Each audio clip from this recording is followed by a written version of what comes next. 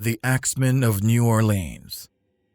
One of the most infamous true crime stories is the case of the Axeman of New Orleans. The Axeman was a serial killer who terrorized the city of New Orleans in the early 1910s. He broke into people's homes at night and attacked them with an axe while they sleep. His victims were primarily Italian Americans, and he seemed to target families, often attacking multiple people in a single home. The Axeman's reign of terror began in May of 1918, when Joseph and Catherine Maggio, a young Italian-American couple, were brutally attacked in their home. Joseph was hacked to death with an axe, and Catherine was severely injured, but managed to survive. The police had no leads, and the public was terrified. Over the next several months, the Axeman attacked several more families, killing and injuring multiple people. The police were stumped, and the public was in a state of panic. People began to arm themselves and install locks on their doors and windows, but the Axeman always seemed to find a way in.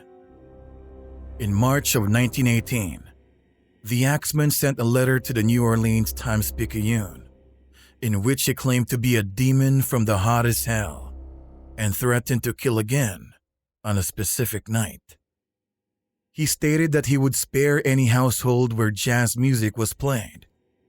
The city responded by holding a jazz parade on the night the Axeman had specified, with jazz bands marching through the streets, playing music in an attempt to keep the Axeman at bay. Whether the parade had any effect on the Axeman's action is unknown, but there were no reported attacks that night. The Axeman's attacks abruptly stopped in October 1919, and he was never caught or identified.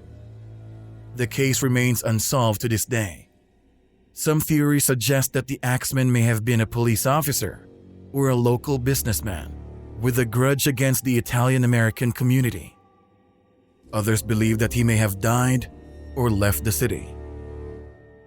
The story of the Axeman of New Orleans is a chilling reminder of the senseless violence and fear that a serial killer can inflict on a community.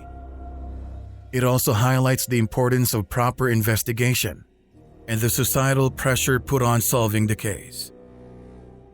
Even though the case remains unsolved, it still continues to fascinate and terrify people with its gruesome nature and the fact that the perpetrator was never caught.